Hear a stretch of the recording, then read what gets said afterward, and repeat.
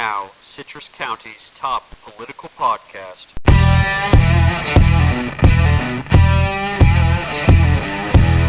At some point you look around, and you're the only one. It's pretty good. And just like that, the perspective shifts. Paging Bobby Winsler to the microphone. On in 3, 2. Welcome in, coming to you from the Concurrent Media Network in the heart of Citrus County. However you're making this part of your day, whether it's Apple Podcasts, Spotify, the iHeartRadio app, or through the Concurrent website. And we now have a Concurrent Android app, iPhone app due out by the end of the week. However you're doing it, I'm sure glad that you are. Thank you for making this part of your day.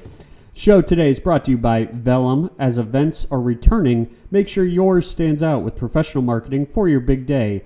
Vellum, the difference is in the design. Learn more at TampaBayVellum.com. That's TampaBayVellum.com.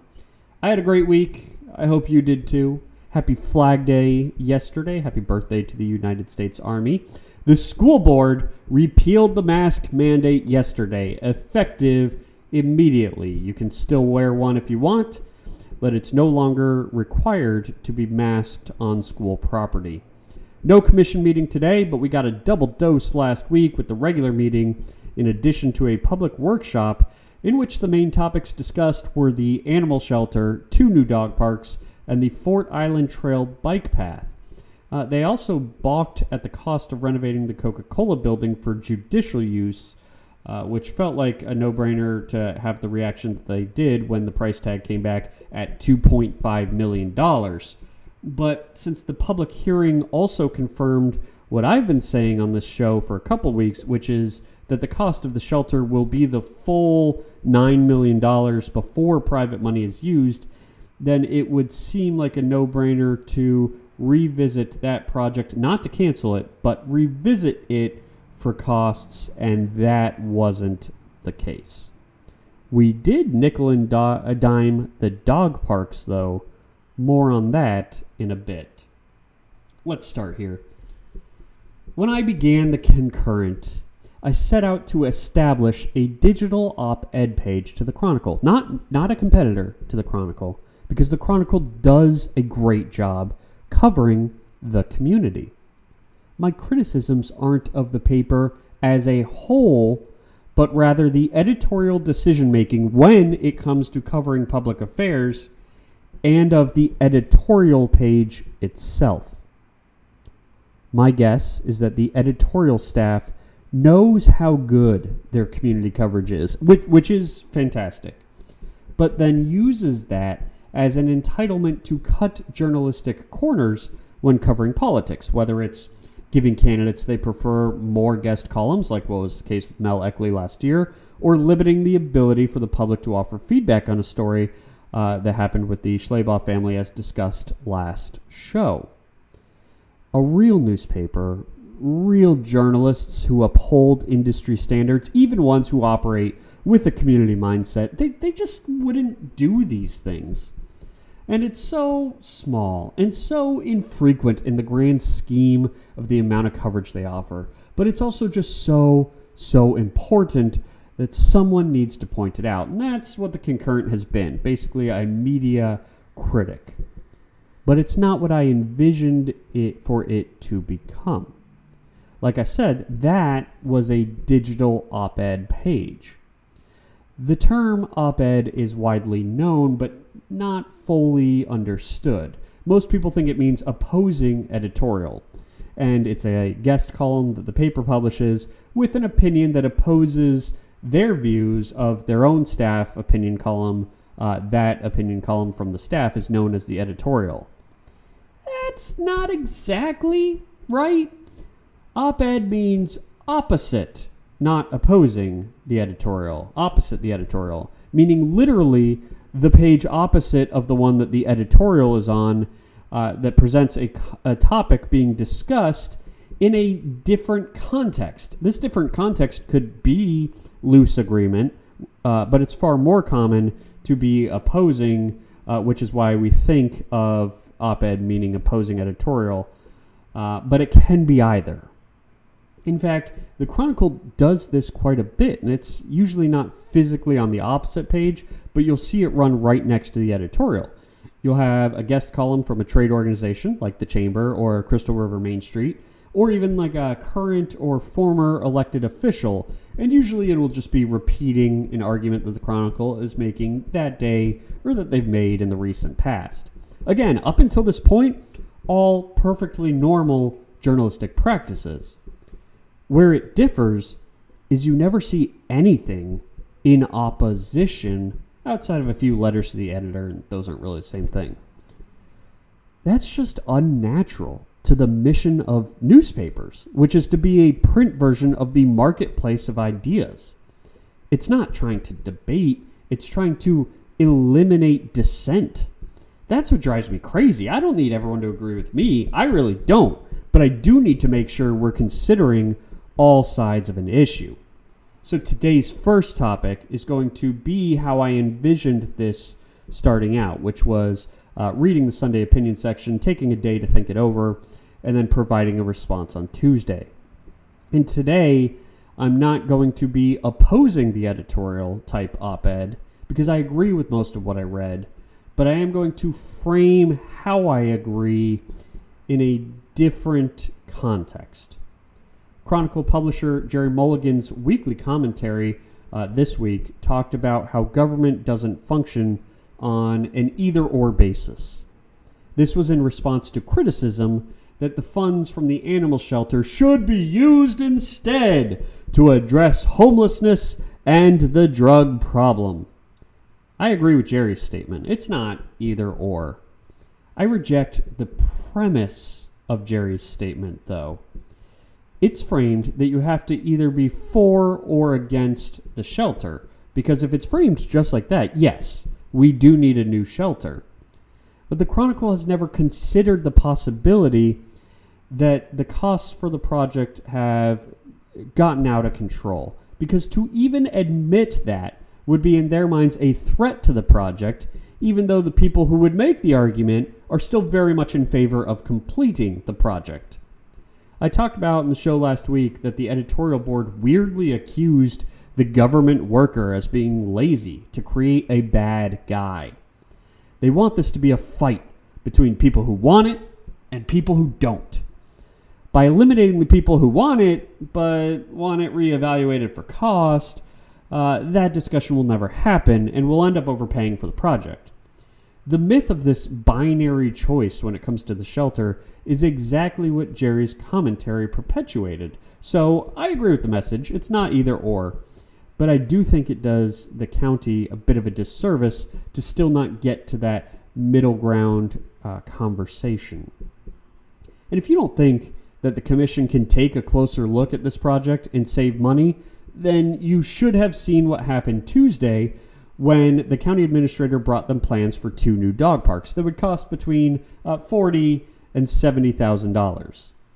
They were asking questions about layout and maintenance and whether water fountains were necessary. And by the end of the discussion, they had slashed the cost of these dog parks by almost 50%. But the Commission and the Chronicle have not yet and seem unwilling to have that type of discussion about the shelter, which is now up to $9 million and counting. Getting to topic 2, but first. The show today is brought to you by Vellum. As events are returning, make sure yours stands out with professional marketing for your big day. Vellum, the difference is in the design. Learn more at TampaBayVellum.com. That's TampaBayVellum.com. All right, I talked about the commentary. Let me shift now to Sunday's editorial. It was praising those who have taken lead on an initiative from the Florida Chamber called Prosperity Citrus in an effort to combat generational poverty. It states that it's unknown how much funding the effort will need, but that it should get whatever it asks for. And tentatively, I agree. Just because projects like this have been tried throughout the years without overwhelming success doesn't mean we should stop trying. The issue is too important. And we have some incredibly smart people involved in this one. The paper only mentioned Commissioner Holly Davis and lobbyist Jean McGee by name on Sunday, but a commission meeting a month ago listed off several more people who are involved. And they are all people who problem solve and get stuff done and have a great sense of the pulse of the community. So while I agree with that with the commentary that government projects aren't either or, my caveat to that is they're not either or as long as we're growing the tax base. The best way to grow your tax base is to attract business, so the cost burden doesn't fall to residents, while businesses simultaneously provide services to retirees and jobs to those not yet retired. In fact, a county tax base should have a ratio of about 60% of the revenue coming from businesses and 40% of the revenue coming from residents. In Citrus, that ratio is reversed. But hey, the pushback will be that's who we are. That's the quality of life in our area that we don't have, nor do we want big business here. And I agree. I agree. Except I think what defines our quality of life most for the area is the low tax rate. And that's now in jeopardy. If you look at the last 10 Chronicle editorials, not including today's, half of them are pro-government spending. 5 of the 10. They're either applauding fee increases like the one at the landfill, advocating for more money to nonprofits like Prosperity Citrus or We Care, or they are advocating for spending on various other projects like the Hernando School. If you set those 5 aside and look at the remaining 5, 2 of those remaining 5 are anti-business. They don't want an RV park north of Crystal River, and they were critical of the cruise line industry. The remaining editorials talked about things like boaters needing to be more mindful of manatee safety and don't really fall into either category. But let's look back at the first 2. If you think about that for a second, in just 10 days, there was a full 7-day week's worth of opinion urging more spending and discouraging more business. Now, I don't know if the RV project is a good one. Probably not. But you know what kind of message that sends? If you think I'm just being selective to make a point, you could add in today's editorial and go back 1 day further from my 10-day window, and the ratio actually gets worse. Both the one today and the one from 11 days ago advocate for government projects. So it would be 7 pro-spending editorials in the span of just 12 days. Now, I had a talk with a friend of mine about the Concurrent. The guy considers himself to be a political moderate. And like most moderates, he defines this as fiscally conservative and socially liberal. And that's fine. I think that's how a lot of everyday people would describe themselves. And so he says to me, as a moderate, he's never really considered the Chronicle to be left-leaning newspaper, even in the editorial coverage. But that's because it doesn't sound like it does coming out of Washington. As a moderate, which is a fine thing to be, you can't forget about the fiscally conservative part. What we're doing now is unsustainable. The type of spending without working to reverse the ratio is inevitably going to worsen the burden of costs on the residents, which goes counter to what we love about life in Citrus. In just the last 2 years, and mainly in the last months, we have seen a failure to roll back the millage rate, effectively raising your property tax. Boat ramp fees are implemented, impact fees rise, a landfill fee hike, and now we're talking about an MSBU for storm runoff, which is essentially another fee raise. And Commissioner Ruthie Schleybaugh is joking in the meeting on Tuesday that she's a better salesperson than Commissioner Jeff Kennard, so she'll get a sales tax raised by 1 cent. And yet all we see on the other side are we need a top-of-the-line animal shelter. We need to fund Prosperity Citrus. We need to fix the Hernando School and buy Rock Crusher. And this city needs a $500,000 beach. And that city needs a $50 million bike trail. And we can do it all. I'm not trying to be a naysayer. But if we keep funding projects at the rate of the Chronicle advocating for one literally every other day, then we need to at least try to grow the tax base with businesses, something the Chronicle is either indifferent to or actively working against. If you want to join this conversation, find us on social at the Concurrent Facebook or Twitter, or go to the Concurrent website, post on our discussion boards. Today's episode was sponsored by Vellum. For all your traditional and digital marketing needs, turn to Vellum at tampabayvellum.com. This is the Bobby Winsler Show, available on Apple Podcasts, Spotify, iHeartRadio, the Concurrent website, and now the Concurrent mobile app. See you next week.